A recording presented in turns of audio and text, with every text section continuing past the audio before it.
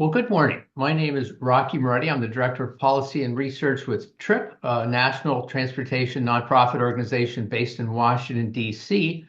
TRIP is an organization supported by a coalition of manufacturing, insurance, construction, labor, and engineering organizations. And today's report is looking at the latest data on the condition of Idaho's transportation system. After my comments, we're going to hear from Bobby Jo Muehlman. She's the president and CEO of the Boise Metro Chamber of Commerce. And the format is that once we've both provided our comments, we'll open for questions. And for journalists with questions, you can indicate by the chat function you have a question, and then my colleague Carolyn Kelly will elevate you to the panel so that you can ask your question. Let's turn to the key findings of today's report. TRIP finds that Idaho is leading the nation both in the rate of population growth and vehicle travel growth. Now reaching a population of 2 million people, since 2010, Idaho has experienced a significant 29% increase in population, which is the fastest rate since 2010. We also see that since just prior to COVID in 2019, vehicle travel through 2025 in Idaho has increased by 14%. Again, the fastest rate in the country and much faster than the national rate of vehicle travel growth since 2019, which is 1%. TRIP also takes a look at the impact of roads that are congested, causing additional delays, that are in poor condition, causing additional vehicle operating costs due to driving on roads in poor condition, and the economic cost of serious and fatal traffic crashes in which the lack of adequate roadway safety features were a contributing factor. The TRIP report found that the cost to motorists in Idaho of roads that are congested, deteriorated, or lacking some desirable safety features is $2 billion annually. TRIP estimates that the average cost of motorists in the Boise area of roads that are deteriorated, congested, or sometimes lacking desirable safety features is $1,651 annually. The TRIP report estimates that the average cost of motorists in the Coeur d'Alene area of roads that are deteriorated, congested, and sometimes lacking desirable safety features is $1,598 annually. The TRIP report estimates that the average cost of motorists in the Idaho Falls area of roads that are deteriorated, congested, and sometimes lacking desirable safety features is $1,441 annually. The report took a look at road conditions and noticed that of major locally and state-maintained roads in Idaho, that 12% are rated in poor condition and 31% are rated in mediocre condition.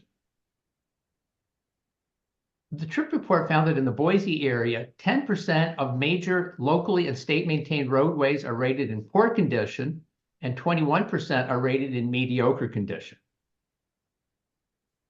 The TRIP report found that in the Coeur d'Alene area, 10% of major locally and state-maintained roadways are in poor condition, and another 31% are rated in mediocre condition.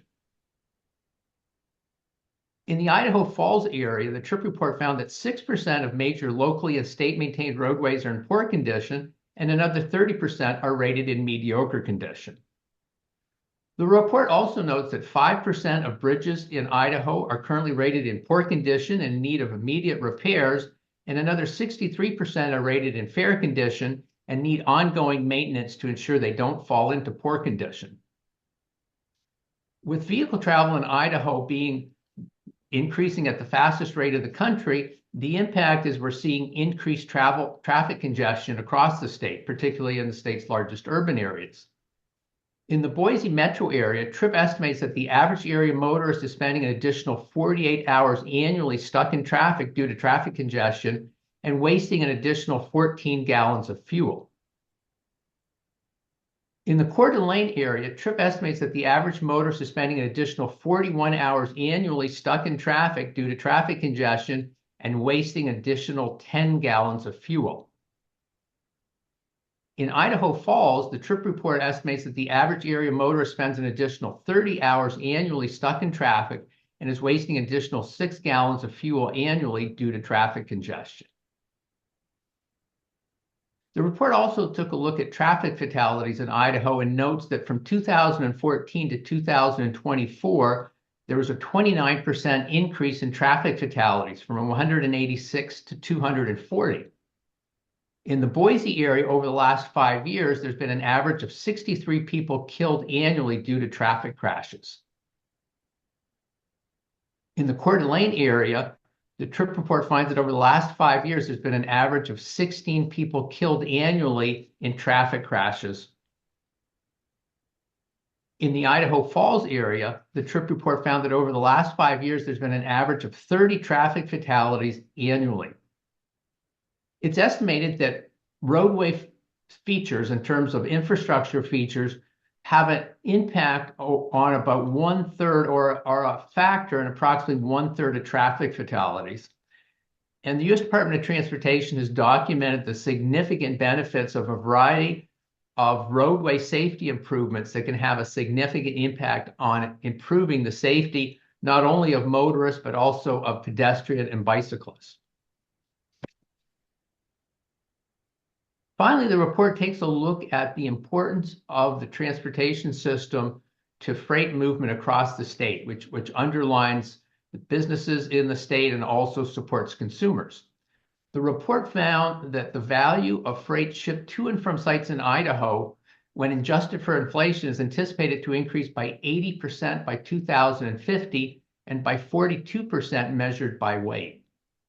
We note in the report that the federal Surface Transportation Program, which was approved in 2021, has been a significant boost to transportation funding in Idaho, but that program expires on September 30th. So it's incumbent on Congress to go ahead and put in place a long-term follow-up to the current federal Surface Transportation Program, one that includes adequate resources, particularly at a time when we're seeing significant inflation in the cost of highway construction. Since 2022, there has been a 47% increase in highway construction costs due to inflation. With that, I'm going to conclude my comments, and we're going to hear from Bobby Joe. Bobby Joe? Well, thank you, Rocky. I appreciate that summary and for inviting me to give a few comments here today. I think you nailed it on the head. In particular, I'll focus on the Treasure Valley as the Boise Metro Chamber is a business association that represents businesses throughout the Treasure Valley. So I'll focus my comments in particular to the Treasure Valley. But we have seen such significant growth in the past 5, 6 years that it has really put added pressures onto our systems. I can tell you from a business perspective, transportation is up there as probably one of the top concerns that businesses have when it comes to employee retention and just efficiencies. It's taking longer for folks to get to work. They're having to leave earlier. They're having to show up later due to the growth, right? We're very spread out in the valley, and it's taking time. I think that number that you said, I think 48 hours a year in the Treasure Valley, that's significant. That's time, which is it's our most precious resource. And as a result of this growing concern of what we can do from the private sector as businesses to address our transportation needs, in particular in the Treasure Valley, we have established an initiative here in the chamber called Keep Idaho Moving that brings business leaders together that are members of the chamber with community leaders, our mayors, and other chambers throughout the valley to really start having the conversation from a private sector perspective. What can we do to help our public partners to address the transportation needs? And it's looking at existing roadways and things that we can do. It's looking at alternative routes, looking at all options from a Treasure Valley perspective to try to help address the challenge that we know is going to just continue to grow. It's been really interesting from a state perspective. In the past 5, 6 years, there have been really big investments in transportation through the TECM program, which has allowed for large scale bonding of projects. We have a big project going out here called Highway 16, which I know everyone is really excited about and has been, a future plan for a long time. That project should be done soon, which will I think help maintain where we're at, but it's there's so much more that needs to be done. There's been lots of money put towards maintenance of roads. There's been money put towards maintaining bridges, and so there has been investments that have been made, but the growth has just been so significant, and it's continuing to happen that we're going to continue. We need to continue to do more and more if we're going to address the need. One of the things that makes this community so great is that time. It's quick to get to work. It's quick to get to the airport. It's quick to go pick your kids up. You start adding in drive times that are, going up to an hour plus, it really changes the quality of life. And so I know from a business perspective, we really feel working with our partners like AGC and other businesses, and again, the community leaders, again, how can we as the private sector help our public entities as we try to, come up with a plan and address this issue that we know is not going to go away. It's just going to keep compounding. Thank you. Carolyn, I'll let Sure. you Thanks. explain how we can handle questions and also the recording of this Sure. news conference. Thanks, Bobby Joe, and thanks, Rocky. I'm Carolyn Kelly. I'm the Director of Research and Communication for TRIP. At this point, if there's any questions from media or the public that are joining us this morning, you can either use the raise hand function or you can submit those questions to the chat and we'll be able to read those questions. While we wait for any questions to come in, I'll also note that, as Rocky said, the recording of this news conference will be available on our website. You can find that at tripnet, tripnet.org. We'll also have up there right now the full report that we're releasing today, as well as news releases for the Boise and Coeur d'Alene and Idaho Falls areas as well. So you can find the data breakdowns for all of those areas. I don't see any questions that have come in at the moment, but Rocky or Bobby Joe, if there's anything else you'd like to add, you can feel free to go ahead. Bobby, I'm just sort of curious, as we see this tremendous increase in travel across the state, and I'm sure it's certainly true in Boise. I'm wondering in the Treasure Valley, what you're hearing from your members in terms of what their concerns are moving forward with the region's transportation system.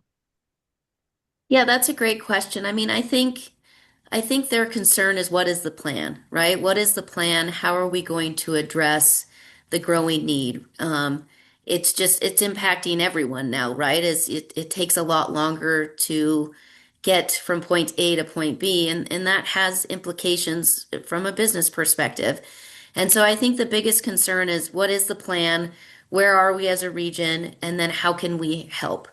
So I think there's really a sentiment of we know that we have a problem, and we're really lucky in Idaho, but in the Treasure Valley specifically, we have a very engaged business community that they want to be part of solutions, they want to help, they want to drive results, and so I think we're lucky, and we need to take advantage of this time, knowing that the challenges, that you reiterated in the report, right? That's the data that we have a problem and we need to find ways to fix it. So I think it's identifying what's the plan and how can we help it. Great. Well, that's Bobby Joe. I think that's a great message to conclude the news conference on. Again, I want to thank you, Bobby Joe, for participating, and those of you who have gone ahead and tuned into today's news conference. Hope everybody has a safe and productive day. Thank you.